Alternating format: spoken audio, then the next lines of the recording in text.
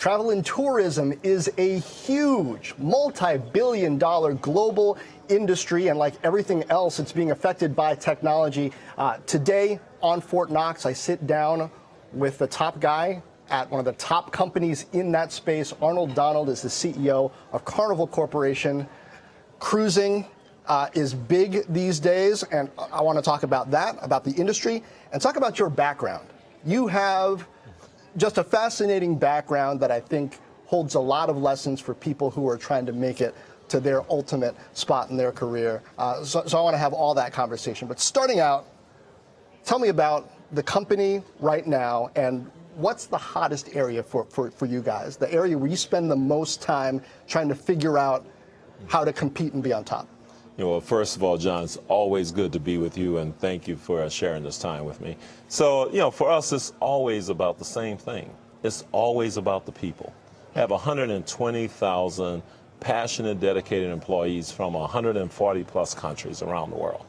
And it's all about how do I inspire them, unleash their creativity, how do I get them across 9 world-leading cruise line brands to communicate, coordinate, and collaborate together. Because if we listen effectively to the marketplace, our guests will tell us what we need to do to exceed their expectations. And if I listen to my employees and get them focused and organized, my associates, my fellow team members, and get them, to really communicate with each other, then they'll figure out how to exceed those guest expectations in a sustained way. So we're everything. We're a hotel, we're entertainment, we're dining, we're food, we're maritime, we're technical, we're sports, we're everything. We're a city at sea with 83 million passenger cruise days a year. And so with all that diversity, there's so many areas. So I focus on the one primary thing: inspire my people, unleash the creativity that they have. And in one way, I imagine you're a landlord, too. You said 140 countries. 140 plus, yeah. And because you have cruise ships operating all over the world, and your workers, they don't go home at the end of the day, go to bed, and then commute into work either, right? So what kind of challenges does that present? What kind of, I guess, creative human resources strategies do you put into place? For example, you put somebody who had a human resources background in charge Absolutely. Of one of the cruise lines. I sure did. So Orlando Ashford, he came out of Marsh McClellan, big human resources, human talent consulting company. And Orlando runs our Holland America lines. And Orlando has brought to our team a competency in human resources, human talent, acquisition, motivation, development, sustainment. And so as I look on my teams, I purposefully engineer diversity on the team. So why did you do that in that case specifically? Put an HR specialist in charge of a product area, because a lot of companies don't do it. Xerox did it in a really creative move that got them out of a rut at one point, but a lot of companies don't promote up from human resources to that top executive level. Well, I do a lot of things a lot of companies don't do, but primarily it's because I purposefully, intentionally engineer diversity on the team. And I engineer inclusion. And why? Innovation at its core is diversity of thinking. So if you want diversity of thinking, if you want innovation, we have to have it to sustain the business over time. If you really want innovation, you need to have a diverse team of people. A diverse team of people organized around a common objective, talented people, organized around with a work process to work together, inclusion, equal voice, equal opportunity, equal reward. With that kind of an opportunity, will out-solution a homogeneous team every time. So when I looked at my team, I said, what competencies or skills am I missing on this team? I need somebody steeped in HR. I need somebody steeped in finance. I need somebody steeped in marketing. I need somebody steeped in digital marketing. I need someone. And so when you engineer that leadership team with these diverse backgrounds, experiences, et cetera, and then personal diverse backgrounds, not just professional competencies, but also professional competencies. But I have someone that grew up in communist Eastern Europe. I have someone who doesn't have a college degree. Tell me about that. Well, our leader for our Carnival brand, our namesake brand, is a very talented, highly successful woman with a long track record of success who happens not to have a college degree. I want that on my team because she thinks differently than people who have all gone through the whole college process. There's a subtle difference there, and I And want that diversity of thinking. Has to do with understanding the customer in your various brands and the customer who you're trying to attract to not appear to be out of reach. Yeah, I think absolutely. First of all, listen to, in our case, the guest. Our customer is our guest. So listen to our guests, because it's all about them. If we exceed their expectations, all things are possible. If we don't, it doesn't matter what else we do. So having a diverse group of people, because our guests are all diverse. I said our people are from 140 countries. Our guests are from more countries than that. We go to 700 ports around the world, most beautiful places in the world. But we have guests from all over the world. And so we have to be able to hear them so we can give them what they're on vacation. If we give them what they want, they'll be happy. And if they're happy, we'll do well. Let's dig into your background, because you weren't going on a lot of vacations growing up. No, Ninth Ward, New Orleans. Yeah, right. Starting the time of segregation. Yeah. Tell me about how you started in your mind to imagine a career path. And I believe at the school that you went to, there were 9 words that would play over the PA three times a day.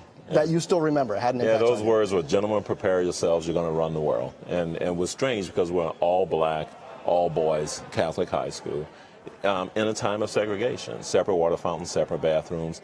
Our high school sports teams couldn't play the majority schools in sports. Our band couldn't march in Mardi Gras parades, okay? And so our school actually went to court, went to the Supreme Court, state of Louisiana, and integrated high school athletics. In fact, there's an acknowledgement of it in the Smithsonian National African American Museum about the high school's efforts to integrate sports and other things in Louisiana. And so it was very empowering, because even though I grew up during that time, it was also a time of change. It was the late 60s, and we had great leaders, Martin Luther King, John F. Kennedy, Malcolm X. So things were in a sea of change. So, and our school was reinforcing, forget what society is telling you. Forget that you can't do, you are less than. Forget all that. You can do anything you want to do. You can be anything you want to be if you prepare. Vince Lombardi, was an old quote from Vince Lombardi. It's not the will to win, it's the will to prepare to win. And so the idea is, if you know what you want to do and you prepare, you have the discipline to prepare, you can do anything you want to do. And so they instilled that in us, and they lived it. I mean, we had national debate team champions, national math contest championship teams. The band was one of the best bands in the South. It's still a Mardi Gras icon now. The sports teams were unbeaten, basketball, football, etc. And so all of that, they reinforced it with actual results. So we bought into it. So at junior in high school, I decided I was going to be a general manager in a Fortune 50 science-based global company. That's very specific. Exactly. For a junior in high school. Absolutely. Even a very sharp one. Yeah. How did you settle on that very specific target? Was there a person who you looked at and said, I want to pursue something like that, like they did? Was there a teacher who helped you to? Nobody in my family was in business or anything. So 2 answers to that question. One is, I have no idea how I arrived at that. And 2 is, I had no idea what it was when I said it, because there was no way I could really comprehend it. But what happened was I read a lot. And even as a little kid, I did a lot of reading and stuff. And so I'm sure it was an accumulation of reading. And then I'm sure that, the administrators and faculty at the school, put thoughts in my head, and they brainwashed me into thinking I wanted to do that. But the important thing is, I then mapped out a plan to do it. And I prepared to do it, and I executed the plan. At age 32, I was a general manager, I was a vice president in a science-based Monsanto company, global, Fortune 100, 150, company. And I achieved it at the age of 30, but I mapped out the plan and I executed the plan. And I'm not saying people should live their life that way. It's how I did mine, and it worked for me.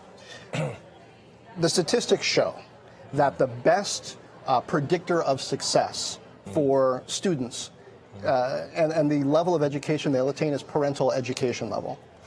But there are all kinds of exceptions to that. When you look at immigrant communities, when you look at the black community that came up, during that time period.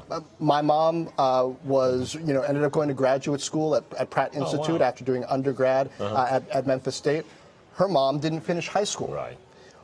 What does that tell us about how we prepare children today for the challenges of tomorrow, the importance of mindset versus just demographics. It's all about mindset. You know, my parents, neither one had the opportunity to do more. You know, my mom and dad had 8th grade educations. My father, in fact, they both grew up in a little town, Carnival, Louisiana.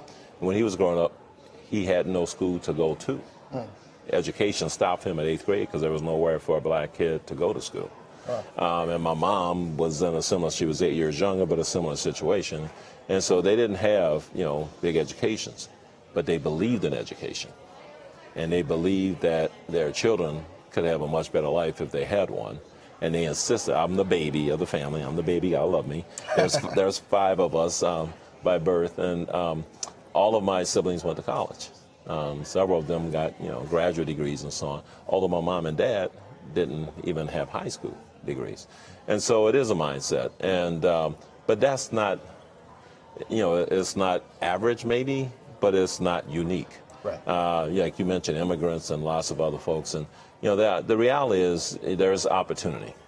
And in our society especially, it can be challenging. Sometimes it's hard to connect with the opportunity, but there is opportunity. And so for me, I went to that high school on scholarship. My mom and dad couldn't afford to have me go there. So they scraped money together for 1 year. And then after that, I went, the rest of the time in high school, I was on scholarship. So now my wife and I, you know, we have scholarships at the school, we have scholarships at the universities we attended that we fund, because it's important. You know, if people hadn't created opportunity for me, you know, I wouldn't be having this conversation with you. And I think it's important that, you know, I do the same. I want to take that mindset thread through to the career level. You started your career, or really accelerated it, at Monsanto. Yes. That's the Fortune 50 company, right? Yeah. It's not Fortune 50, but yeah. And now it's gone because now it's Bayer. They bought it for 60-something billion. Yeah. So what were the skills that you put together as, you know, a young worker in this corporate giant who has goals of getting way ahead, but maybe not the built-in role models, at least not in your immediate community, to know how to do that? Maybe what were some of the mistakes you made? Sure. And some of the big moments. Okay, so candidly, the first thing was having a purpose. So I'd done enough reading and been educated, gone to, you know, good undergraduate schools. I had 2 undergraduate degrees. That was part of my plan. And then was at the University of Chicago, Graduate School of Business.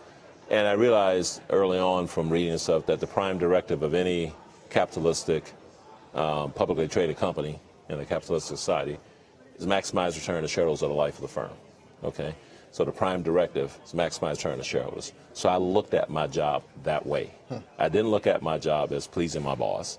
I didn't look at my job as who am I going to network with. I didn't look at my job, I looked at how am I, in the role I have, going to visibly maximize return to shareholders. How do you do that?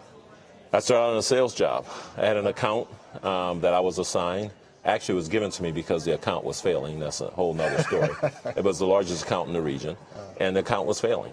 And I thought my job is for our shareholders. What's going to make sense for our shareholders? We retain this account, and it's profitable. That's my job. Yeah. Why I have it and why it's failing and stuff, I need to understand why it's failing. I got to fix that. That's my job. It was given to me because my boss was really upset that they had sent me up there and moved another guy he had trained out. He had had one African-American that worked for him before, a guy named Harold Nickelberry. And the guy, he called him Nick. Nick had worked for him for 3 months, got a better job offer from somebody else, and left. He had a replacement guy that came in. They moved that guy out because I would only take the job with the company if it was in Chicago, because I wanted to go to the University of Chicago Graduate School of Business. So he's like, you moved somebody out. I'm trained 2 people. Now you're going to be somebody else. I'm losing this account. Forget you guys. So he really didn't like me. So he gave you a mission that was doomed to fail. He gave me a mission that was doomed to fail. And, by the way, he called me Nick. He would not call me by my name. And so I could have complained and said, oh, my gosh, this guy's a racist. He's this and that. My job was, I have an account. What's going to help the shareholders? So that's really how I thought about it. And I went through, I won't bore you with it, but I went through it and I saved the account. At the moment when it was clear I was saving the account and it was going to be profitable for us, He came to that's the first time he made a call with me because he thought we were going to be kicked out that day. And the senior buyer with the president of the company, he called in to hear the presentation because it was that insightful. He said, that's why we hired Arnold. It's the first time he called me by my name. And that man became like a father to me. Wow. After that, we became very close. So there's a whole lot of lessons in that. Number one, it wasn't about me. He was frustrated with the company, okay? Number two, when he saw I was really going to make a difference, all that other stuff went out the window. It all happened because I focused on the right thing. Not the personalities, not the stuff that was going on. I focused on prime directive, maximize return for the shareholders. This is one of the best lessons I had early in my life. So from then on, I just focused on that. So that's number one. Number two is listen. You just got to listen. And people that you think are undermining you or against you, especially listen to them. Don't do what they say, but hear them. That's what I haven't heard before. Engage with them. So I want to dig deeper on that one because a lot of people will say, if somebody treats you like that, then you can't ever trust them. You say he became like a father to you. Oh, no, he became like a father. I guess that means you were able to understand something about him and what motivated him and why he acted that way that allowed you to get over what you suspected his motivation might have been when he was undermining you. Right. How do you get there? It's easy to assign motivation to behavior. And when you do that, you're assigning it. That may not really be the motivation, okay? So the reality was he apologized to me right after the call. And he said, you know what, I am so sorry. He said, I've been an idiot and I've been a jerk. And I really want to apologize. I'm just so upset and everything. And you really have done an unbelievable job here and blah, blah, blah. And so you know, that softened everything immediately. And then he really looked out for me after that. But it's not just him. It's people who really were trying to undermine me, you know, at different times. And you meet with them to say, okay, what about me is triggering this reaction in you, okay? Not like I'm arguing with it or saying it shouldn't, but because I want to learn about me. Maybe it's something I can change, and I should change. Why do I want to go around upsetting people? Maybe it's something I can't change or I don't want to change. But now the power is in me because I know what it is. And so, you know, there's no need to attack people. No matter what happens, people are going to say things about you. You could be great, you could be not great, it doesn't matter. And people are going to say things. Just because they say things doesn't make it true. Good or bad. Right. And so the reality is, yeah, you just need to understand, and then you get to make the choice. And you can learn from something from almost anybody. Even the people who are really trying to undermine you the most, you can learn things from them that you can use to make yourself better. I'm going to carry that one for a while. Yeah. That's something to chew on. I want to talk about the future of work, how it's changing, and technology, how it's changing both the way your employees work and what your guests, I'll try to remember not to call them customers for you, what your guests expect. There's talk about artificial intelligence, but when people get an experience like a cruise, I feel like the people they interact with, the way they're treated by people, whether the employees appear to enjoy being there, has a bigger effect than the app that they're on. How much of an impact do you expect technology to have on maximizing your return to shareholders in the future versus how your people are prepared to interact within this technologically infused environment? You're right on, John. For us, we're a hospitality business. Whenever people come back from a cruise and they talk about it, they talk about the people or the memorable moments. It's the crew with the guest interaction, guests with guest interaction, guests with local interaction destinations. That's what it's all about. But just like in your everyday life, like your phone, your phone has probably enhanced your relationship building with a number of people. People you're able to maintain contact with, maybe even FaceTime with, that in the past you wouldn't have been able to, and it would have been harder to maintain those relationships. And so for us, technology is an enabler. It's not about the technology. It's about how is it going to help us deliver that hospitality in a more powerful, even more meaningful way. And that's what it's all about for us. What's an example of a way that you're doing that with technology? Whether it's our big one, of course, is our OT platform, which is Ocean.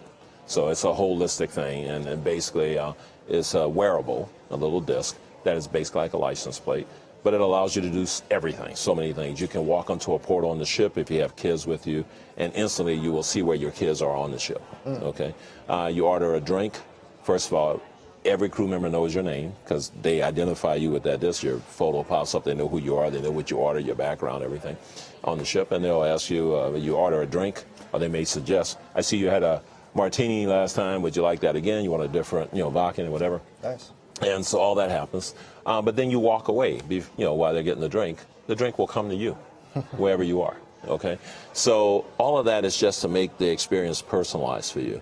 And it's to enhance our crew's ability to deliver, beyond your expectation, service and hospitality. And that's what it's all about. So the technologies incorporate artificial intelligence and machine learning. They want to become predictive. They want to have the crew be able to say, oh, I see you're still engaged in conversation this morning here at breakfast.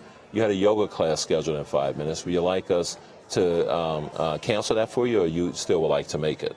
To make your experience as complete as possible. And then from the track of what you've done that week, say, I see you've frequently gone to these different types of shows. I want you to know we have a special show coming up tomorrow night. You might be interested. Okay? Okay. And so that's the value of the technology. It just allows you to deliver more of what you want to deliver as a human being to another human being. Sometimes there's a disconnect between the ideas people who have an idea about what technology can do, and the technical people who might spend a little bit too much time in front of the screen and maybe not understand what the guest wants. But you can find people who bridge that. When you're looking for, a chief information officer, a CIO, a CTO, for an industry like yours, which is so high touch, what are the skills that you're looking for? What would you suggest that technical people who want to operate in that kind of role in the future, what skills they need to build up? Ability to listen and ability to observe. A quick example is with Ocean. One of the things is you don't need a key or anything for your door. Your door to your cabin recognizes you. So a disabled person goes up, they're coming from the beach, they're in a wheelchair or whatever. The door opens for them. They don't have to dig for a car. They've got beach clothes in their hand. It's for anybody really that's got a lot of stuff in their hand, and the door opens for them. So when they first talked about magic doors, I was like, why? Why would you want a magic door? What's the point? Okay, and they said, well, let me show you what happens with people when they get to their cabin door. They've got beach blankets. They've got this. The person in the cart, if they're disabled a bit, or all that, and then they show you what happens, and you realize, wow, if that door actually did, open, where all they have to do is push it a little bit and it opens, that really would make a change in the quality of their experience.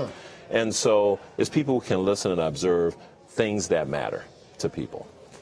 How do you handle, and this comes from a question that Cheryl sent in, who's viewing, how do you handle nerves? People who are going on a cruise for the first time, they might be nervous. They saw news stories years ago, but that they associate that with cruise. Are there things that you put in place for their experience? Are there things that you would recommend they do ahead of time if they've already booked? Yeah, I think if someone's already booked, they're going to be well taken care of, because we have so many navigators and welcomers, and then they're going to meet so many other people who have cruised multiple times on there. So if they've gotten to that point, they're going to be okay. It's the people that hear the myths and are afraid to book. Those are the ones where we have the greater challenge, to get them to really understand. Well, as you know, we have our own digital network. We have, 5 TV shows here in the States, and 2 on ABC, 1 on NBC, 1 on Telemundo, 1 on Univision. And we've got 2 shows in the UK, ITV, et cetera. So, we try to soften the beachhead by communicating crews in different ways. But basically what we try to do is make sure the travel professionals, are equipped to be able to talk people through the typical myths about, I'm going to get seasick. I'm worried that it's a disease, a petri dish. I'm worried, because there's none of those things. And now it's possible somebody could get seasick, but not, the vast majority of people, the ships are large. There's so many easy, accommodating things you can do to make sure you don't get seasick, even if you happen to be hypersensitive. But people don't know that.